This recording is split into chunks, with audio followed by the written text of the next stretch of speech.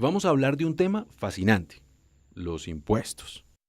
Hay una nueva reforma tributaria en Colombia, siguiendo la tradición de hacer una cada año y medio. Y más allá de los detalles, a todos nos convendría entender un poco mejor el panorama general. ¿Cómo funcionan los impuestos? ¿Por qué es un tema tan polémico? Pues bien, comencemos desde el principio. Todo lo que hace el Estado cuesta dinero. No importa si estamos hablando de construir un parque u ofrecer educación pública, el hecho es que el Estado necesita recursos para funcionar. Nosotros, los ciudadanos, financiamos al Estado a través de impuestos y eso nos permite disfrutar los beneficios de iniciativas a gran escala. Algunos hacen aportes grandes y otros hacen aportes pequeños. ¿Se entiende? Bueno, porque la cosa se complica. En teoría, las acciones del Estado benefician directa o indirectamente a los ciudadanos. Y no debería molestarnos pagar impuestos, pero no nos digamos mentiras. Como su nombre lo indica, los impuestos son una imposición. Si nos gustara financiar al Estado, todo ese dinero se podría recoger a punta de donaciones. Algunos dirán que los ciudadanos no vemos más allá de nuestras narices. Otros dirán que el Estado no genera confianza cuando de utilizar los recursos públicos se trata. Pero lo cierto es que el Estado y los ciudadanos juegan al gato y al ratón apenas se menciona este tema. Por otro lado, la economía es un sistema dinámico. Eso quiere decir que pequeños cambios pueden causar consecuencias enormes porque el sistema es muy sensible. Es la historia de la mariposa que aletea y el huracán que aparece al otro lado del mundo, pero en términos de la extracción, producción, intercambio, distribución y consumo de bienes y servicios. Todo está conectado y es muy difícil alterar una cosa sin alterar muchas. Cuando uno junta ambos factores, resulta que los impuestos tienen efectos secundarios. Pueden marchitar el desarrollo económico de un país porque le quitan capacidad de gasto a los ciudadanos y porque desincentivan las actividades que están sujetas a impuestos. Ahora bien, como el Estado invierte los recursos que recauda de muchas formas, es posible que el resultado final sea favorable. Pero los gastos del Estado son un tema para otro video. Lo que nos preocupa en este momento son las consecuencias de esta dinámica del gato y el ratón.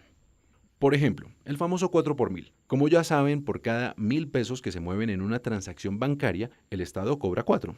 El problema con este impuesto, que supuestamente era transitorio, que no está relacionado con actividades económicas específicas y que básicamente se cobra porque es cómodo para el Estado recaudarlo, es que incentiva a las personas a no realizar transacciones bancarias. Las consecuencias de esto son bastante graves. Primero, el Estado recauda menos dinero del que podría recaudar porque existe una estrategia simple para no pagar ese impuesto: usar efectivo. Y segundo, en la medida en que los bancos mueven menos dinero, hay menos préstamos, lo que a su vez quiere decir que hay menos inversiones. Si nos permiten el tono dramático, el costo del 4 por 1000 no son solo los 4 pesos, es vivir en un país cuyo desarrollo económico está condicionado por la informalidad.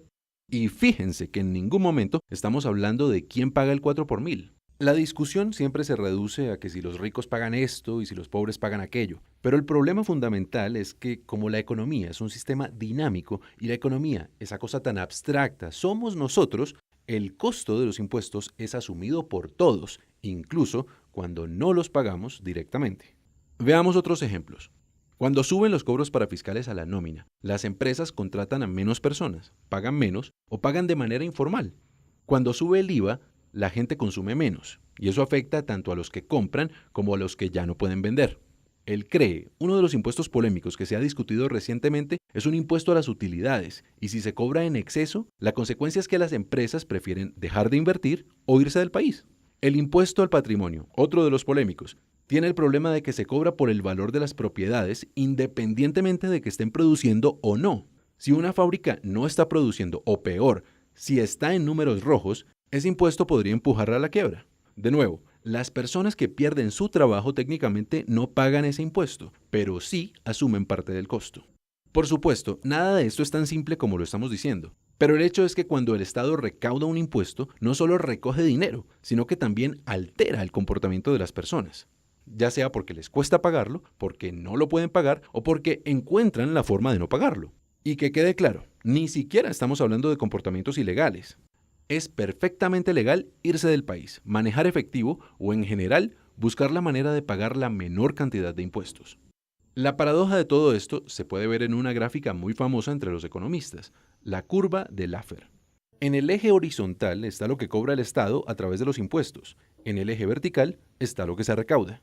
Uno pensaría que entre más dinero cobra el Estado, más dinero recauda. Pero en la medida en que la economía es muy sensible y las personas cambian su comportamiento, hay un punto en el que esto deja de ser verdad. Cuando lo que se cobra excede cierto límite, que cambia dependiendo del contexto de cada país, la cantidad de dinero que se recoge es menor de lo que podría haberse recaudado si los impuestos fueran a su vez menores.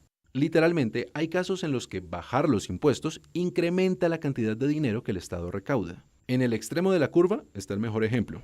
Si el Estado cobrara el 100% del ingreso de la gente en impuestos, pues no recaudaría ni un peso porque algunos se irían del país, otros se morirían de hambre y los demás harían todo de manera informal. En otras palabras, el tema de los impuestos es muy delicado porque el tamaño del ponqué puede reducirse si la tajada que persigue el Estado es demasiado grande. Pero ahí no termina la historia. Falta recordar que todo esto tiene un contexto político. Al momento de diseñar un esquema tributario, no solo hay que considerar las consecuencias negativas de los impuestos, sino también la percepción que los ciudadanos tienen de cada impuesto en particular. Por ejemplo, hoy en día, la recomendación de muchos economistas es subir el IVA. Argumentan que el IVA en Colombia es más bajo que en otros países y que, en lo que a impuestos respecta, este no es tan dañino para el desarrollo económico. Supongamos por un momento que tienen razón. Puede que no, pero supongamos. Resulta que el IVA es uno de los impuestos menos populares que existen porque sus consecuencias son visibles para todos, por oposición a otros impuestos que pueden ser más dañinos, pero están ocultos. Y como muy poca gente quiere que suba el IVA, el gobierno o los congresistas tendrían que asumir un costo político al momento de tomar esa decisión, ya que iría en contra de la voluntad de aquellos que los apoyan.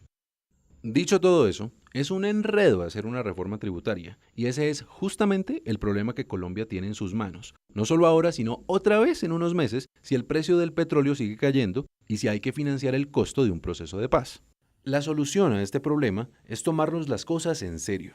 El gobierno tiene que asumir con seriedad el hecho de que no podemos cambiar el esquema de impuestos superficialmente cada vez que aparece un hueco fiscal. Los ciudadanos tienen que entender que el problema de los impuestos va más allá de quien paga directamente, porque todos asumimos un costo indirecto.